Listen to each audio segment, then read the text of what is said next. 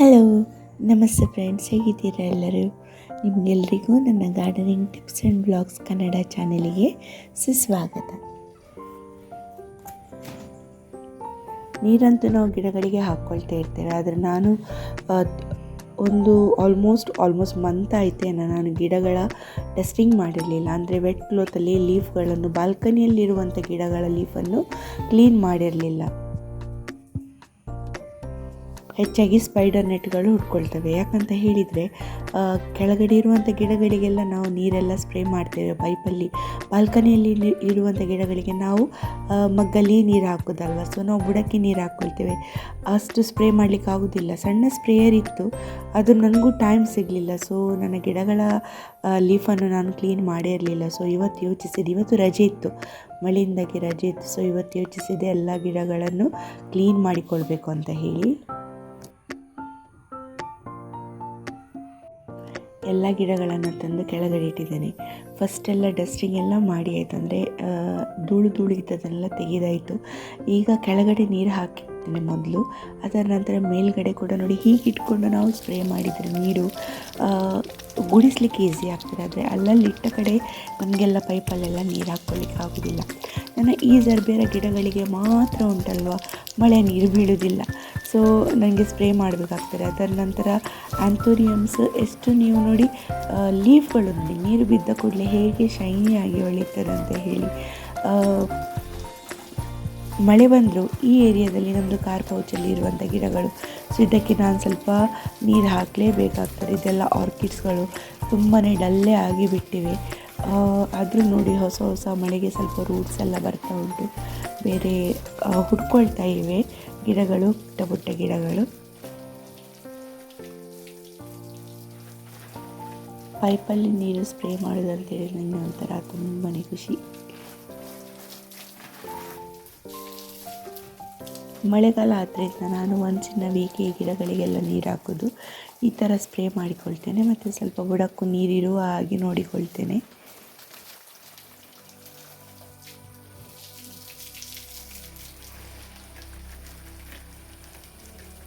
Last ಇಯರದ್ದು ಮಳೆಯಿಂದಲೇ ತುಂಬ ಅಡೆನಿಯಮ್ಗಳು ಹಾಳಾಗಿ ಹೋಗಿದ್ದು ಗಿಡಗಳು.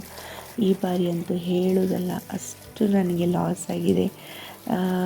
ಆದರೂ ಕೆಲವು ಕಟ್ಟಿಂಗ್ ಮಾಡಿ ನಾನು ಪುನಃ ಅದು ಗ್ರೋ ಆಗ್ತಾ ಇದೆ. ಅದರ ಮ್ಯಾಕ್ಸಿಮಮ್ ಅಡೇನಿಯಮ್ ಗಿಡಗಳಿಗೇ ಇಫೆಕ್ಟ್ ಆಗಿಬಿಟ್ಟಿದೆ. ಅಂದರೆ ಆ ಥರ ಮಳೆ, ನಿಮಗೆ ಹೇಳಬೇಕಂತ ಹೇಳಿಲ್ಲ ಮಳೆ ಬಗ್ಗೆ, ಯಾವ ಥರ ಮಳೆ ಬಂದಿದೆ ಈ ಬಾರಿ ಅಂತೇಳಿ. ಸೊ ನನ್ನ ಅಡೇನಿಯಮ್ ಗಿಡಗಳು ತುಂಬ ಡಲ್ಲಾಗಿ, ಆ್ಯಕ್ಚುಲಿ ಸೆಪ್ಟೆಂಬರ್ ಹೊತ್ತಲ್ಲಿ, ಆಗಸ್ಟ್ ಆ್ಯಂಡ್ ಸೆಪ್ಟೆಂಬರಲ್ಲಿ ನಮಗೆ ಆಲ್ಮೋಸ್ಟ್ ಬಿಸಿಲು ಬರ್ತದೆ ಮತ್ತು ನಾವು ಬಿಸಿಲಿಗೆ ಇಟ್ಕೊಳ್ತೀವಿ ಗಿಡಗಳನ್ನು. ಆದರೆ ಈ ಬಾರಿ ಇಡಲಿಕ್ಕೆ ಸಾಧ್ಯನೇ ಇಲ್ಲ, ಇಡಲು ಯೋಚಿಸಲು ಸಾಧ್ಯವಿಲ್ಲ.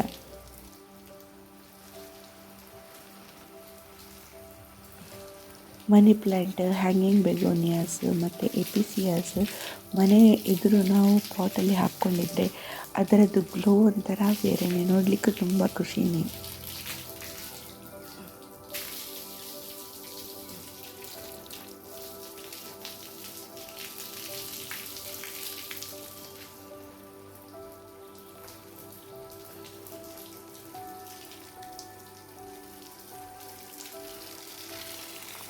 ಈ ಗಿಡವನ್ನು ನೀವು ನೋಡ್ತಾ ಇರೋ ಮೊದಲು ನನ್ನ ವ್ಲಾಗಲ್ಲಿ ನೋಡಿರ್ಬೋದು, ಪೆಪ್ಪರ್ ಆರ್ನಾಟಮ್ ಅಂತ ಹೇಳ್ತಾರೆ ಈ ಬಳ್ಳಿಗೆ. ಅದೊಂಥರ ತುಂಬ ಶೈನಿ, ನಿಮಗೆ ಅಷ್ಟು ಈ ವ್ಲಾಗಲ್ಲಿ ಕ್ಲಿಯರಾಗಿ ಕಾಣ್ತಾ ಇರೋದಿರ್ಬೋದು, ಆದರೆ ಹತ್ತಿರದಿಂದ ನೋಡಿದರೆ ಇದರ ಗ್ಲೋ ಬೇರೆಯೇ. ಇಲ್ಲಿ ನಂದು ಬಿಡಲ್ಲಿ ಇದೊಂದು ದೊಡ್ಡ ಗಿಡ ನನ್ನಲ್ಲಿರುವಂಥದ್ದು. ನೀರು ಹಾಕಿದರೆ ಮಾತ್ರ ಅದರದ್ದು ಎಷ್ಟು ಕ್ಲೀನಾಗಿ ಕಾಣ್ತದೆ ನೋಡಿ ಎಲೆಗಳೆಲ್ಲ. ಫೈನಲಿ ಈಗ ನನ್ನ ಉಳಿದೆಲ್ಲ ಗಿಡಗಳಿಗೆ ನಾನು ನೀರು ಹಾಕ್ಕೊಳ್ತಾ ಇದ್ದೇನೆ.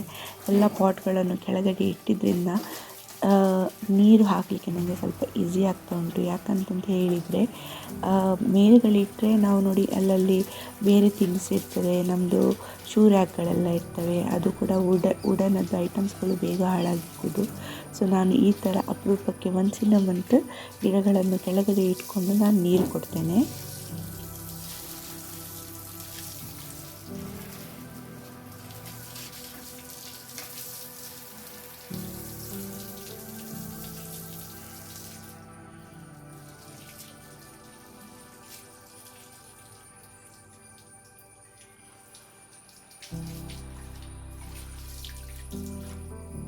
ಇಲ್ಲಿಂದ ನನ್ನ ಕೆಲವು ಅಗ್ಲೋನೆಮಸ್ ಇದ್ದು ಕಲೆಕ್ಷನ್ಸ್ ನಿಮಗೆ ತೋರಿಸ್ತೇನೆ. ಇದೊಂಥರ ಅಗ್ಲೋನೆಮ, ಇದು ತುಂಬ ಬುಷಿಯಾಗಿ ಬೆಳೆದಿತ್ತಾದರೆ ಇನ್ನೊಂದು ಗಿಡ ತುಂಬ ಚೆನ್ನಾಗಿ ಗ್ರೋ ಆಗ್ತಿದೆ, ಅದು ಸ್ವಲ್ಪ ಡಲ್ಲಾಗಿದೆ. ಇದರಲ್ಲಿ ಎರಡು ಒಟ್ಟಿಗೆ ನಾನು ಹಾಕ್ಕೊಂಡಿದ್ದೇನೆ. ಇದು ಯಾವ ಗಿಡ ಹೇಳಿ ನೋಡುವ. ನಾವಿಲ್ಲಿ ಇದಕ್ಕೆ ಕೋರಿ ಜೊಟ್ಟು ಅಂತ ಹೇಳ್ತೇವೆ. ದೊಡ್ಡ ಗಿಡ ಇತ್ತು, ಆದರೆ ಒಂದು ಗೆಲ್ಲನ್ನು ಪಾಟಲ್ಲಿ ನೆಟ್ಕೊಂಡಿದ್ದೆ, ಅದರಲ್ಲಿ ಹೂ ಆಗಿಬಿಟ್ಟಿದೆ. ನೆಕ್ಸ್ಟ್ ಇದು ಕೋಲಿಯಸ್ ಗಿಡ, ಬಂಚಿಯಾಗಿ ಬುಷಿಯಾಗಿ ತುಂಬ ಚೆನ್ನಾಗಿ ಗ್ರೋ ಆಗ್ತಾ ಇದೆ.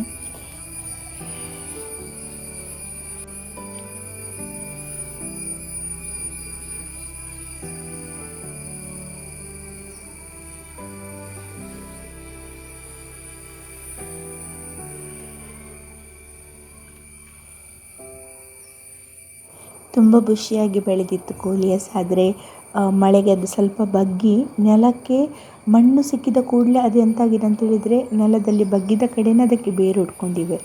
ಸೊ ನೋಡಿ, ಈ ಥರ ಫ್ಲಾರಿಂಗ್ ಬಂದದನ್ನು ನೀವು ಕಟ್ ಮಾಡಿದರೆ ಅದು ಇನ್ನೂ ಬುಷಿಯಾಗಿ ಗ್ರೋ ಆಗ್ತದೆ. ಅದೇ ರೀತಿ ತುಂಬ ಈ ಬಾರಿ ನನ್ನ ಹತ್ರ ಜಿಡ್ಡೆದ್ದು ಕಲೆಕ್ಷನ್ಸ್ ಡಿಫ್ರೆಂಟ್ ಕಲರಲ್ಲಿ ಉಂಟು. ನಾನು ಆನ್ಲೈನಲ್ಲೇ ಒಂದು ಬೀಜಗಳನ್ನು ತರಿಸಿ ನಾನು ಹಾಕಿಟ್ಟಿದ್ದೆ.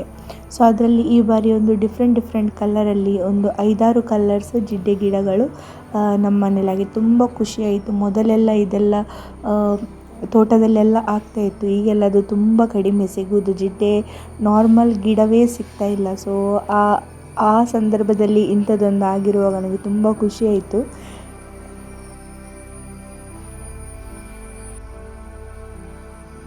ಇದು ದ್ರಾಕ್ಷಿ ಬಳ್ಳಿ. ಪ್ರತಿ ಬಾರಿ ಮಳೆಗಿಂತ ಮೊದಲಿದ್ದು ತುಂಬ ದೊಡ್ಡದಾಗಿ ಗ್ರೋ ಆಗ್ತದೆ. ಮಳೆಗಾಲದಲ್ಲಿ ನಾನು ಯಾವುದಾದ್ರೂ ಬೇರೆ ಗಿಡ ಕಟ್ ಮಾಡುವಾಗ ಇದು ಬಳ್ಳಿ ಕೂಡ ಕಟ್ ಆಗೋದಾದರೆ ಈ ಬಾರಿ ಇದನ್ನು ಜಾಗ್ರತೆಯಲ್ಲಿ ಇಟ್ಕೊಳ್ಬೇಕಂತ ಎಣಿಸಿದ್ದೇನೆ. ಇದು ಬ್ರೊಮೇಲಿಯಾಸ್.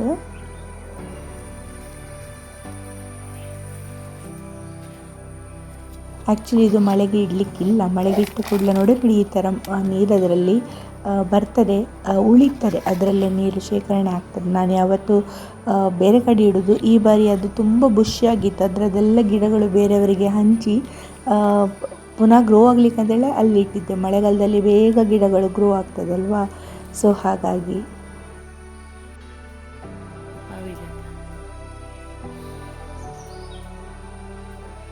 ಆ್ಯಂಥೋರಿಯಂ ಬ್ಲೂಮಿಂಗನ್ನು ನೋಡಲಿಕ್ಕೆ ಆಲ್ಮೋಸ್ಟ್ 2 ಇಯರ್ಸೇ ಬೇಕಾಯಿತು. 1 ವರ್ಷ ಡೆಲ್ಲಿಗೆ ಹೋಗಿದ್ದೆ, ರಿಟರ್ನ್ ಬರುವಾಗ ಗಿಡಗಳು ಹಾಳಾಯಿತು. ನೆಕ್ಸ್ಟ್ ಗಿಡಗಳು ಸರಿಯಾದ ಒಂದು ಹುಳ ಬಂದೆಲ್ಲ ಎಲೆಗಳು ಹೂಗಳೆಲ್ಲ ತಿಂದಿತ್ತು. ಆದರೆ ಈ ಬಾರಿ ತುಂಬ ಜಾಗ್ರತೆಯಲ್ಲಿ ನೋಡಿಕೊಂಡಿದ್ದೇನೆ. ಇನ್ನೂ ಉಂಟು ಕಲೆಕ್ಷನ್, ಆದರೆ ನಾನು ಈ ವಿಡಿಯೋದಲ್ಲಿ ಮೋಸ್ಟ್ಲಿ ಆ್ಯಡ್ ಮಾಡಲಿಲ್ಲ ಅಂತ ಅನಿಸ್ತದೆ.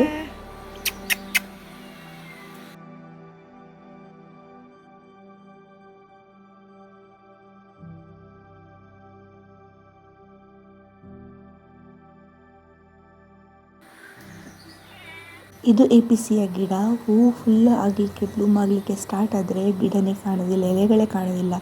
ಇಲ್ಲಿ ಕೆಳಗಡೆ ನೀವು ನೋಡ್ತಾ ಇರ್ಬೋದು, ಇದೆಲ್ಲ ತೊರೆನಿಯಮದ್ದು ಬೀಜ. ಈ ಬೀಜಗಳಿಂದಲೇ ಬೀಜ ಬಿದ್ದೆ ನೋಡಿ ಗಿಡಗಳು ಗ್ರೋ ಆಗ್ತಾಯಿದೆ.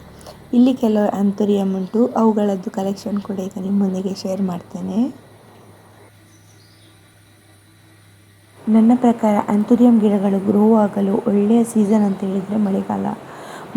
ಮಳೆ ನೀರು ಬಿದ್ದ ಕೂಡಲೇ ಆ್ಯಂಥೋರಿಯಂ ಗಿಡಗಳು ತುಂಬಾ ಚೆನ್ನಾಗಿ ಗ್ರೋ ಆಗ್ತದೆ. ಅದೇ ರೀತಿ ನಾನು ಈ ಬಾರಿ ಎಲ್ಲ ಆ್ಯಂಥೋರಿಯಂಗಳು ಒಂದೇ ಕಡೆ ಇಟ್ಕೊಳ್ಳಿಲ್ಲ, ಮಿಕ್ಸ್ಡ್ ಅಪ್ ಹಾಕಿ ಗ್ರೀನ್ ನೆಟ್ ಅಂಡರ್ ಇಟ್ಕೊಂಡ ಎಲ್ಲ ಗಿಡಗಳಲ್ಲಿ ತುಂಬ ಚೆನ್ನಾಗಿ ಫ್ಲಾರಿಂಗ್ ಆಗ್ತಾಯಿದೆ. ನೀವಿಲ್ಲಿ ನೋಡ್ತಾ ಇರ್ಬೋದು, ನಾನು ಬ್ಯಾಕ್ ಸೈಡಿಂದ ತೆಗೆದಿದ್ದೇನೆ. ಎಕ್ಸಾಕ್ಟ್ ವಿಡಿಯೋ ನಿಮಗೆ ನೆಕ್ಸ್ಟ್ ವಿಡಿಯೋದಲ್ಲಿ ನಿಮ್ಮೊಂದಿಗೆ ಶೇರ್ ಮಾಡ್ತೇನೆ.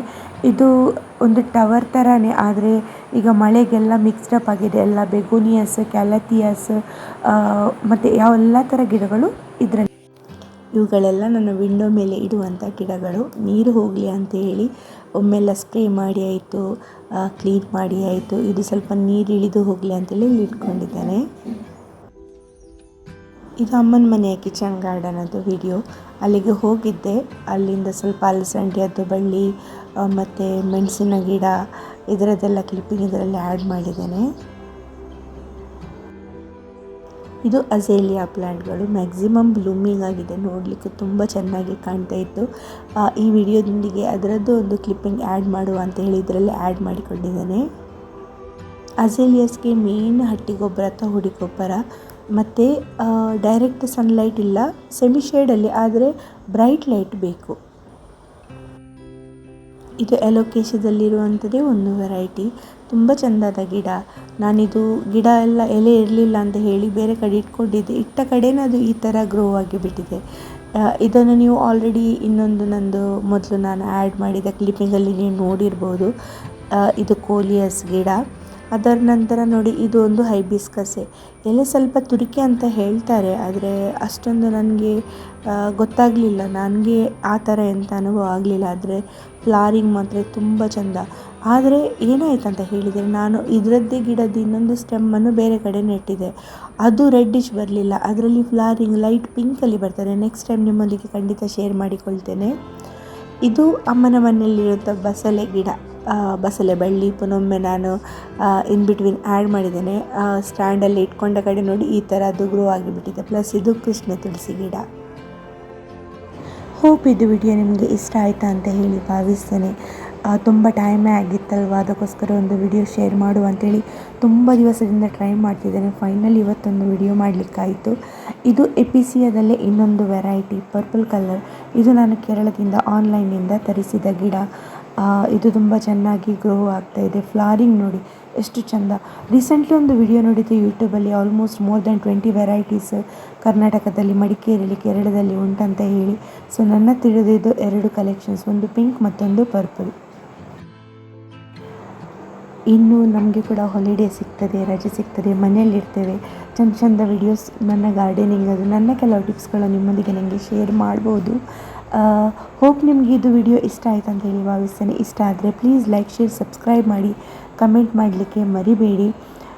ನಿಮಗೆಲ್ರಿಗೂ ಕೃಷ್ಣಾಷ್ಟಮಿಯ ಶುಭಾಶಯಗಳು. ಅದೇ ರೀತಿ ಇನ್ನೊಂದು 5 ದಿವಸದಲ್ಲಿ ನವರಾತ್ರಿ ಕೂಡ ಬರ್ತಾ ಇದೆ. ಸೊ ಅದರದ್ದು ಕೂಡ ನಿಮಗೆ ಶುಭಾಶಯಗಳು. ಬೇಗನೆ ಇನ್ನೊಂದು ವಿಡಿಯೋದಲ್ಲಿ ಸಿಗುವ.